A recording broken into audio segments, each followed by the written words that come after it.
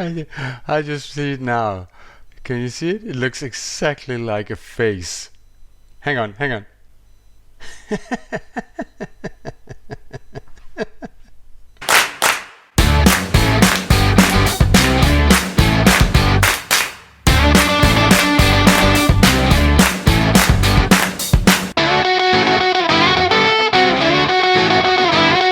Hello dudes and dudesses. Today I'm gonna finally upgrade the Iron Dwarf. Yes, the Iron Dwarf that I made back in 116 something, which is a portal based farm, iron farm, that relies on the scaring of villagers with a pillager. On top of that, I've updated it so that now actually the iron comes back to the overworld, a neat trick that we learned with the 16-pot iron farm and that I've been using in the Shulker Show farm as well. So it's kind of its own chunk loader. It doesn't run all the time, it's not a permaloader, not with one layer. You could build more layers and it would be, but it's a chunk loader so that every time a golem goes through this portal, it loads the nether side for about 15 seconds, and that's enough time to load the redstone there that pushes the iron ingots back in here, so it has its own built-in storage like this, and I think it's pretty neat. One thing I've learned is that some of you guys kind of struggle a bit with the whole portal thing, so I'm gonna make this really easy on you. This is so simple, there's nothing to get wrong or that doesn't work. I'm gonna make it very simple so you're 100% sure that this works the first time, I hope. In there we have a pillager who's bobbing up and down on a piece of soul sand, and we have these 4 pots here, and it's my standard pot. How do we scare the villagers? Well, if we go in here, you can see we have this guy, Mr. Zed, bobbing up and down, and he has his head over and under this row of slabs, and he just peeks up right here, which means that he peeks under and wakes them up at night, and he peeks over and scares them in the daytime. So like this. That's basically it. And then you have this guy. Now, either he ends up standing there keeping the portal, not going back and forth because of this egg, this is optional, or if he spawns another place, he will probably register somewhere else and he will jump out. So it's one of the two. Let's just see this guy. Is he jumping? Yes, he's jumping. That's optional. You don't need it. It's not a big problem. Over here we have the iron ingots returning, and it's really simple. Now we start off at the ground by making the player portal, so the player doesn't have to go through the same portal as all the mobs. And in this testing world, you can see up here I'm at Y level 56 right there. So we need to make a portal that's at Y level 56 in the Nether. But what you can also do, just to make it easier on yourself, is to go F3 and G like this. Then you have like a chunk border around you, and then go to roughly the middle of the chunk. Go like this, and then build up your portal. Then you make sure what way you're going through. Maybe mark it out, like put something right there. Then you know you came from this side. Then you press F3, and you can see by now you're facing west. You're facing west, and then you make a portal and you go through it. And this is where you come out. This is where you come in. This is where you come out. So now you just place a block right here so you can see you came out that way. Now where are we? Oh, that's a nice bastion over there. Now if you look at the Y level right here, you can see that we're a bit higher than we were in the overworld. So I would suggest that you lower it to the exact level that was 56. That's just the easiest way to make sure that it's correct, but it doesn't matter that much as long as you build the other portals above it. And you can see that I have lowered the portal, so it's now at Y level 56, and I also turned on chunk borders, so you can see I moved it in a bit so it's in the middle of the chunk. So what we do now is we break that portal, and then we light this portal and we go through it, and hopefully we're getting out right here. Now you want to go up in the world. You need 9 blocks at least to the ground, because otherwise golems can spawn down here, but I suggest that you go up at like 20 blocks like this. I'm just gonna say that's 20 blocks. You see, we're right here in this sub chunk. It's not very important, but it's always good. And then you start off by building out like this, and you have to make a square that almost fits the chunk border. So it goes like this, and it's 15 by 15, which means we should stop one before the right here, like this. And actually you don't need to make it of glass, you can make it of obsidian right away. 15 by 15, which means if you have chunk border turns on, you can see there's 1 block on 2 sides that are not filled out. Then we need to identify the middle, the absolute middle of this, and as we have used 2 blocks in there, we should be able to go in 6. 1, 2, 3, 4, 5, 6, and this should be the middle. 1, 2, 3, 4, 5, 6, and it matches. And double checking 1, 2, 3, 4, 5, 6. Once we have the middle, we will need to go 2 down like this underneath the middle with soul sand, like this. And we will need to make a pot for the pillager that we need to make this work. And no, you cannot use a zombie or a husk or any other mob in this farm, because a zombie will scare villagers 8 blocks, including the one he's standing on, that in each direction.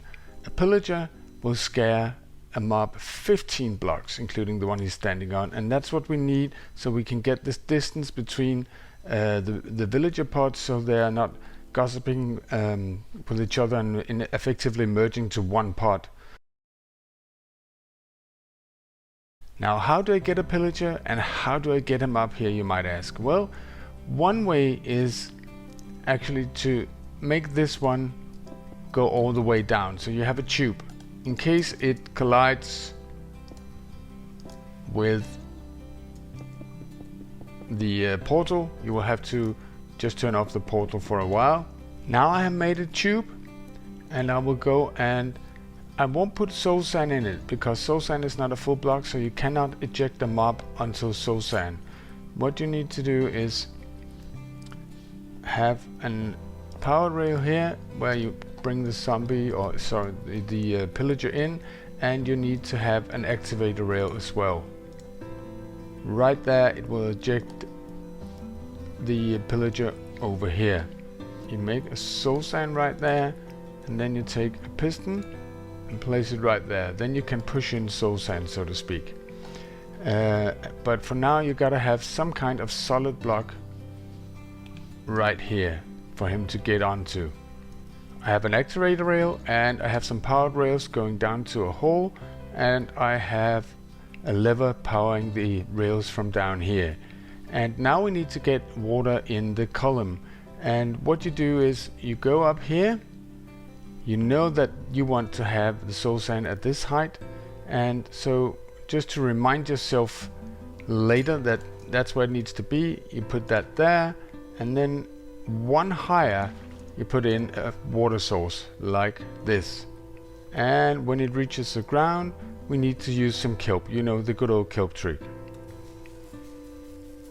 Now it has made all of the other water blocks to source blocks, so we break it and everything's fine. And this is also a source block, and this is also a source block, even though it's kind of floating that way. Now we're ready to transport the pillager up there. Now I have actually made a video about how to make a pillager trap in survival, where I catch a a pillager a very easy way in survival, and I will try to remember to put a link to that video on the screen now. Basically what we need to do is we need to get a pillager in a hole, and in this setup, because they're so long out to the villager pods and it's through portals, we don't even need to tame the pillager. But what you do if you want to tame a pillager is you drop him down a hole like this, and in that hole you had already dropped maybe a villager. It could even be the player. If I drop down there, I won't get hit, and slowly and surely his crossbow will break. He will use all his shots, and then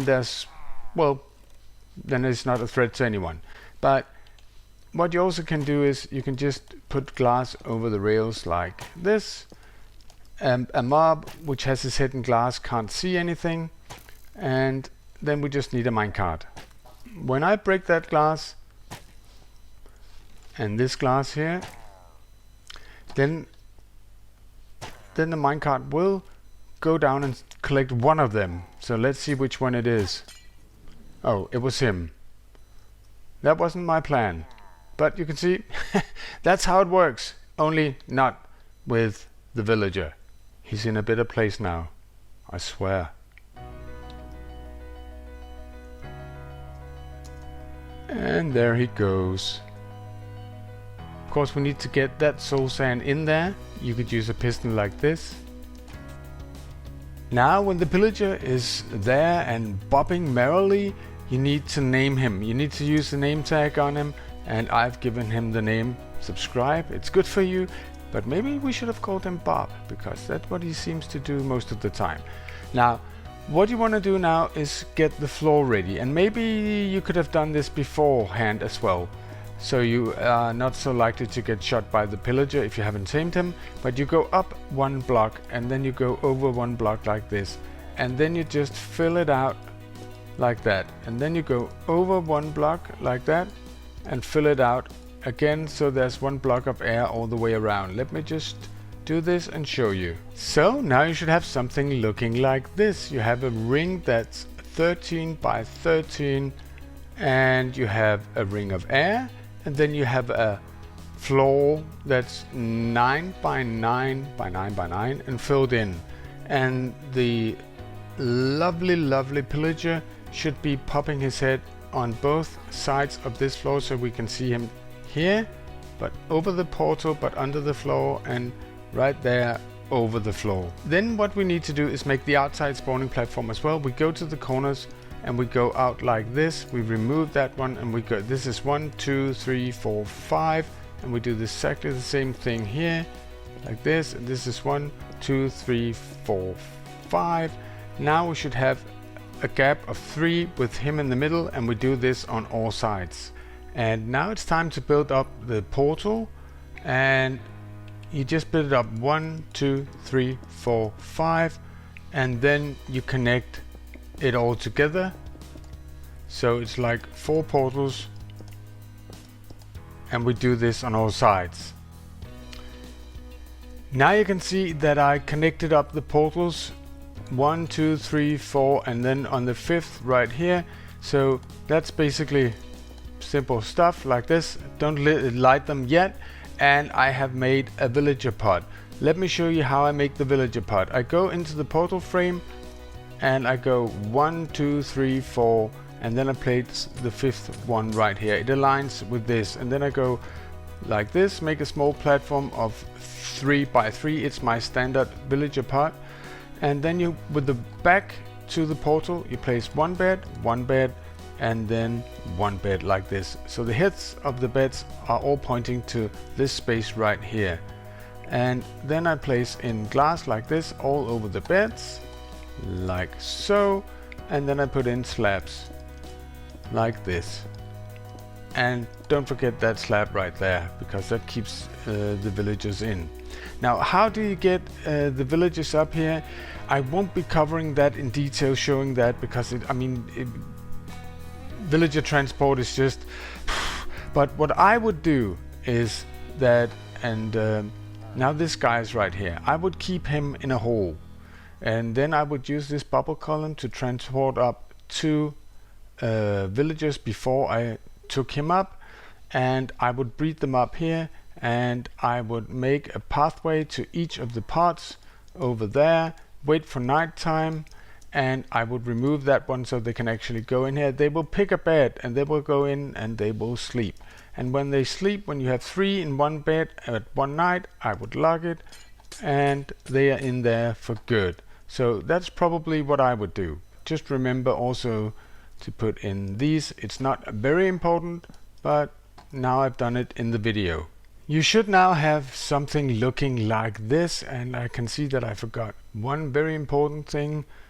Down here you make one like this and you cover him off like this, and then he's good in there forever. This is our player portal, and we don't need that one anymore. We could use that one, but we're just gonna go a bit higher. We go up like 1, 2, 3, 4, 5, 6, 7, 8, 9, 10. Let's just say 10. And then we build a portal right here on top of the other portal. Now we have a portal that's higher, and we light it. And then we go through. And this of course will lead us to this one, and we don't want to. So we go up here. We go up here. And we light these portals, the big ones. Because these portals are higher than that one, hopefully you will see that we get sent to this one up here.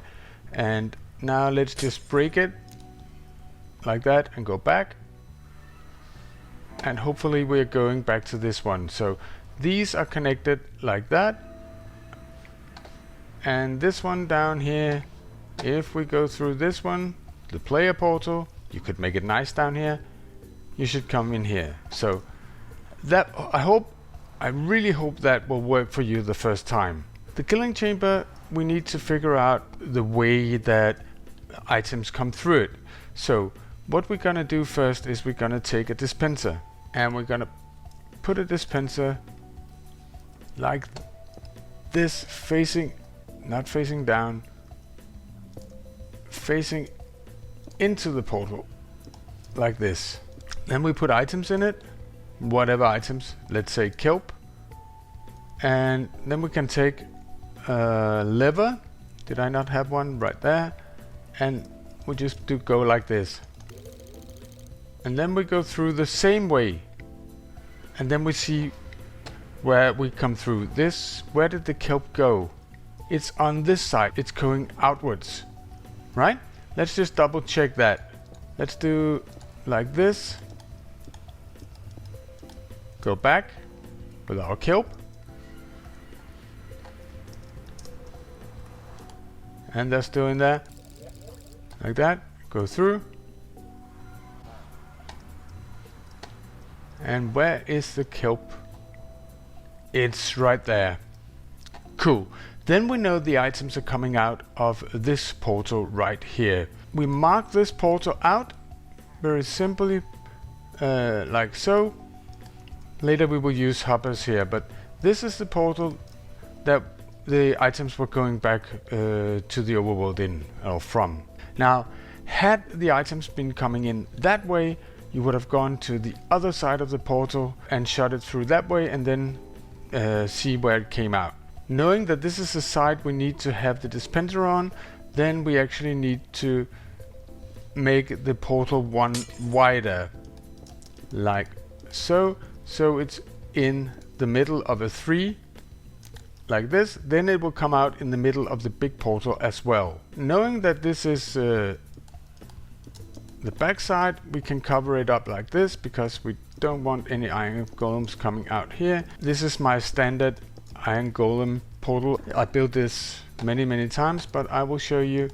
This is because we don't want iron golems dying in the portal or glitching through, so we surround it with walls like so. And then we build out 1, 2, 3 like this, and we just close it off like that. And then we go down 1, 2, 3. If you're building this underground, you need to dig out the sides as well, because if you don't, you can see the walls changes and an iron golem can actually stand there. So you need to dig out all around it, well, on the sides anyway. He won't be standing out here. Now you should have something looking like this. A pretty strange contraption, but as you can see, it's the portal, and then it's 1, 2, 3, 4 down and 3 out. Then we need to put in some hoppers, and if we go down from the middle again like this, right here, we can make a hopper point into that block right there. So we make a hopper line going all the way here, and we make it beneath the wall as well. And then we go out under the wall, so we're sure that everything is collected.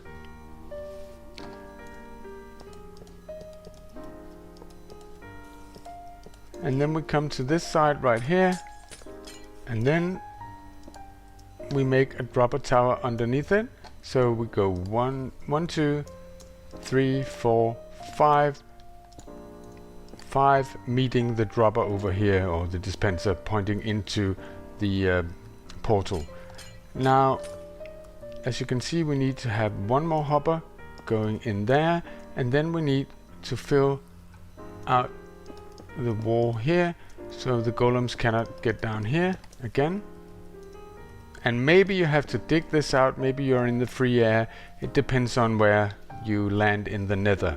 Underneath this dropper, we just do like this. On this platform we place a comparator, taking an output from that dropper, and then we place a sticky piston facing upwards like this, and then we take an observer with the red bomb this way, and then we do like this, so it's that way, and then we do 1, 2, well, 3 actually, it doesn't matter. You can use temporary blocks for this as well. That's the pattern. So, and then we place rails or dust, doesn't really matter, not in this setup, right there, and then we test it. So if we put something in this dropper, like, it should be spitting it out over here and ending up in the overworld. And now there's only one thing to do: place campfires down here. I opt for the soul campfire if you have it, because it makes gives more damage and kills the golems faster. If you don't want to use campfires because of the particles, you could also place a layer of lava right here. The reason I'm doing this is because I'm paranoid, because if for some reason the items are shooting through the portal, or the portal breaks for some reason, then if it goes on campfires, it won't be destroyed. If it goes in lava, it will be destroyed. And now we need to place in hoppers at the correct site, which is, we are marked out, is this one, like this. And basically, your collection system is done. You could just put a chest here, you could bring it down, and that would be fine too. The next part is purely optional, so it's only if you want to have a collection system up here, and it's basically exactly the same thing as we did in the Nether. What we do is we go underneath the portal like this, and then over here we choose a corner. It could be any corner. We connect up this dropper with this hopper line right there, and then we just place these up to the height that we want, for instance this height, and then we place it that way, turning into a hopper line. And if we place a hopper over here, we can work our way back like this, and we don't want it there, we don't want it there. And then you place a chest. Remember, when you get to this part, as the middle, let's just place down this one as well. You do not want chests on these 3 lower parts. You do not want anything on these 3 lower parts, because then you'll block the view to this guy from for the villagers. So we start off again here, and then you have your storage right there. And then Of course, normal, totally normal storage. You place hoppers underneath here. This is exactly the same as we just did in the Nether. So you place a comparator here and a drop elevator here. I won't show this in the video. Just go back and see how we did it right there. What I like to do is to place glass right here. Like this. But again, remember, you cannot place glass on these three right here. So like this, and then you skip this one, or you go 1, 2, 3, and then you place one and then you skip it like this, so there's nothing there. So the glass wall, or any wall you put in here, needs to have these three with him in the center free right here.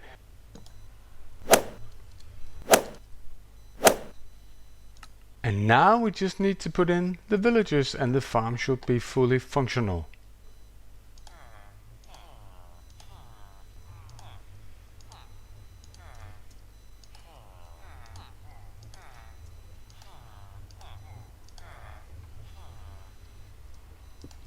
Oh, big miss. We need to slap these off, because otherwise iron golems will be spawning up here. I have turned on hitboxes, so it should be easier to see when the iron golems go through the portals. They will blink very, very fast. That was one.